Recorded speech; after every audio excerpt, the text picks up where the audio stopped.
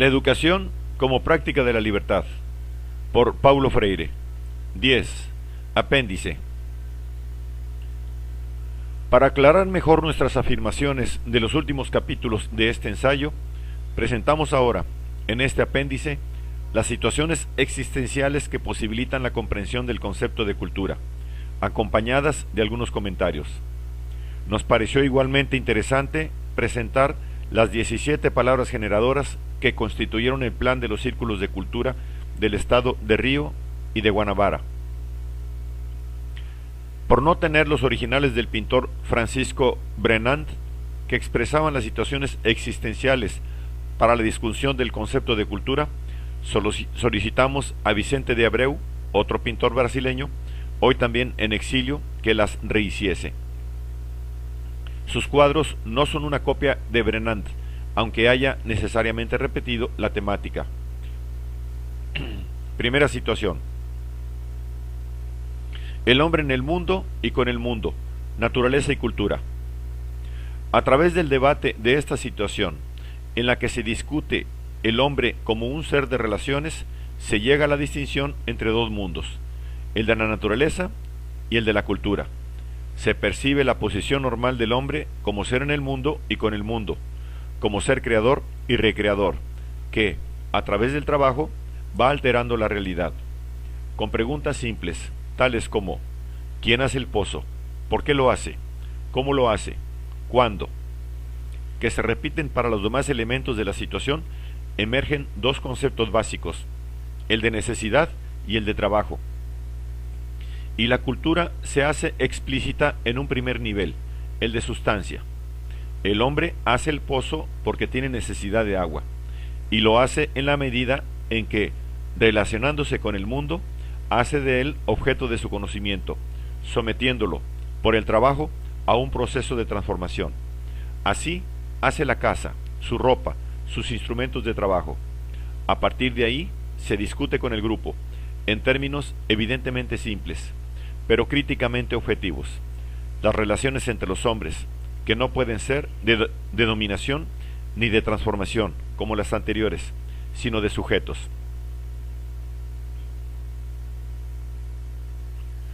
Segunda situación, diálogo por mediación de la naturaleza.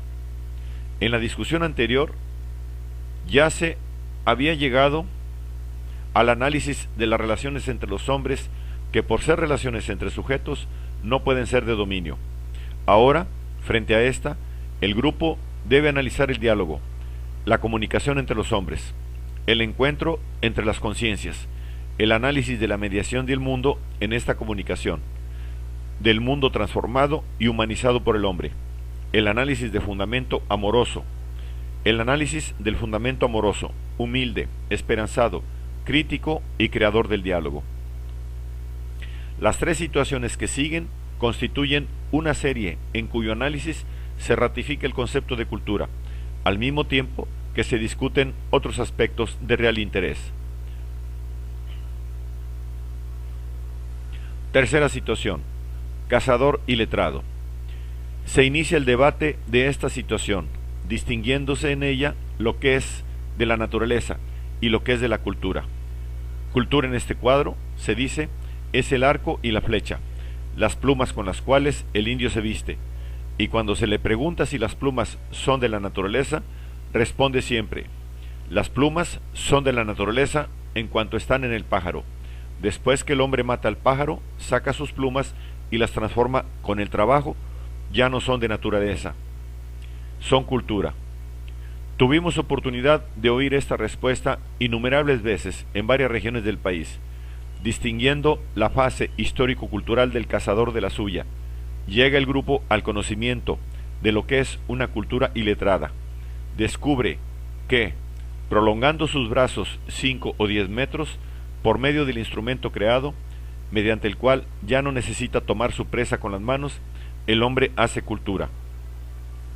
Al enseñar a las generaciones más jóvenes no sólo el uso del instrumento, sino también la incipiente tecnología de su fabricación, el hombre hace educación.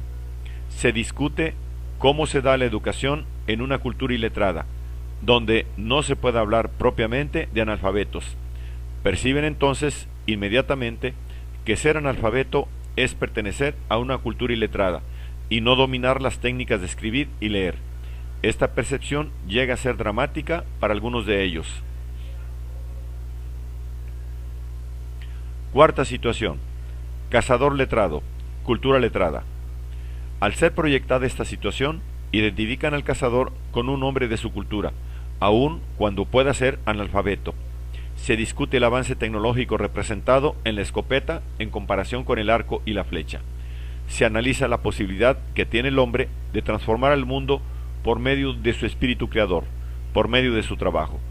Sin embargo, esta transformación solo tiene sentido en la medida en que contribuye a la humanización del hombre, en la medida en que busca su liberación. Se analizan finalmente las implicaciones de la educación en el desarrollo. Quinta situación: el gato cazador. Nuestra intención, entre otras, es, al presentar esta serie, establecer una diferencia histórica entre los dos cazadores y una diferencia ontológica entre ellos y el tercero. Está claro que no se iría a hablar en los debates de fase histórica ni de ontología. El pueblo, con su lenguaje y a su modo, percibe estas diferencias.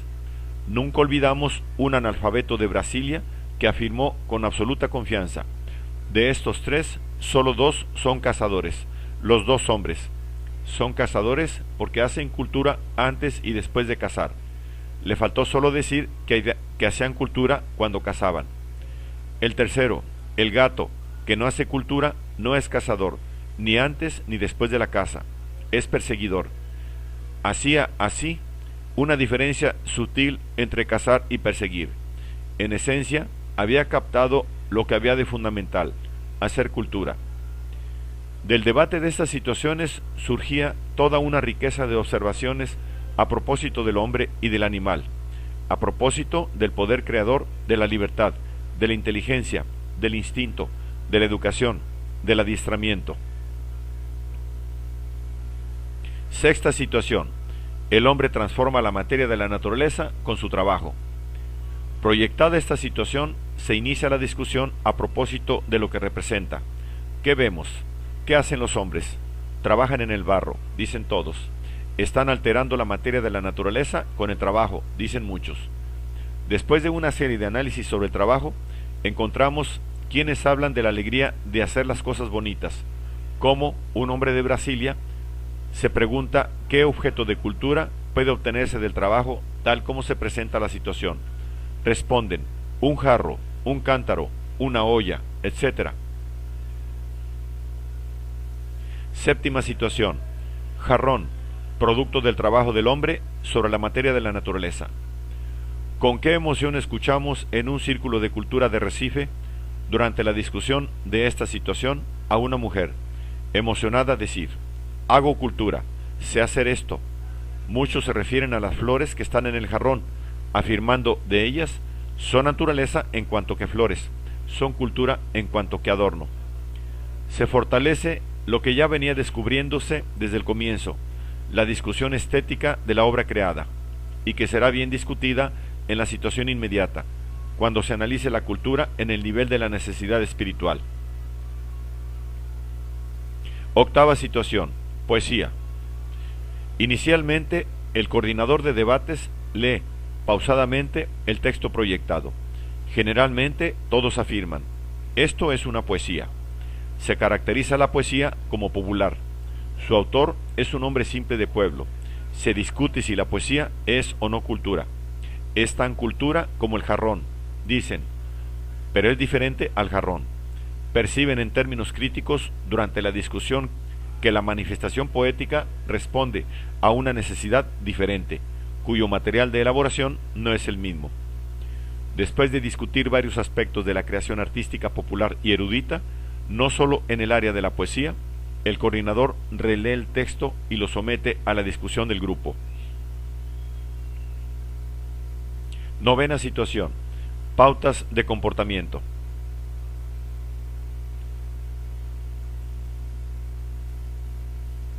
Nos interesa, con esta situación, analizar las pautas de comportamiento como manifestación cultural, para enseguida discutir la resistencia al cambio. El cuadro presenta un gaucho del sur y un vaquero del nordeste brasileño, vestidos cada uno a su manera. A través de sus vestidos llegamos a discutir algunas de sus formas de comportamiento. Cierta vez escuchamos en un círculo de cultura en el estado del sur de Brasil lo siguiente. Vemos ahí tradiciones de dos regiones brasileñas, sur y nordeste, tradiciones en el vestir. Pero antes de las tradiciones hubo una real necesidad de vestir así, uno con ropa cálida y otro con ropa gruesa de cuero. A veces la necesidad pasa, pero se mantiene la tradición. Como en los demás casos, el análisis de esta situación resulta siempre muy rico. Se obtenía lo que se pretendía, la caracterización de las pautas de comportamiento como una manifestación cultural. Décima situación. Círculo de cultura funcionando. Síntesis de las discusiones anteriores. Esta situación presenta un círculo de cultura funcionando. Al verla, se identifican fácilmente en la representación. Se debate la cultura como adquisición sistemática de conocimiento y también de democratización de la cultura, dentro del cuadro general de la democratización fundamental que caracterizaba el proceso brasileño. La democratización de la cultura, dijo cierta vez uno de esos anónimos maestros analfabetos, debe surgir de lo que somos y de lo que hacemos como pueblo, no de lo que piensen y quieran algunos para nosotros. Además de esos debates, a propósito de la cultura y de su democratización, se analizaba el funcionamiento de un círculo de cultura, su sentido dinámico, la fuerza creadora del diálogo, la concienciación. Durante 2 noches se discuten esas situaciones, estando predispuestos a iniciar, en la tercera, su alfabetización, que se compromete ahora como una llave que les abrirá las puertas a la comunicación escrita. Sólo así la alfabetización cobra sentido. Es la consecuencia de una reflexión que el hombre comienza a hacer sobre su propia capacidad de reflexionar, sobre su posición en el mundo, sobre el mundo mismo, sobre su trabajo, sobre su poder de transformar el mundo, sobre el encuentro de las conciencias. Reflexión sobre la propia alfabetización que deja así de ser algo externo al hombre para pertenecerle, para brotar de él, en relación con el mundo como una creación. Sólo así nos parece válido el trabajo de alfabetización, comprender la palabra en su justo significado, como una fuerza de transformación del mundo. Sólo así la alfabetización tiene sentido, en la medida en que el hombre, antes analfabeto, descubre la relatividad de la ignorancia y de la sabiduría. Se libera uno de los mecanismos usados por las falsas élites para manejarlo. Sólo así la alfabetización tiene sentido, en la medida en que implica en todo este esfuerzo que realiza el hombre para reflexionar sobre sí y sobre el mundo en que y con el cual está, le hace descubrir que el mundo es también suyo y que su trabajo no es la pena que paga por ser hombre, sino un modo de amar y ayudar al mundo a ser mejor.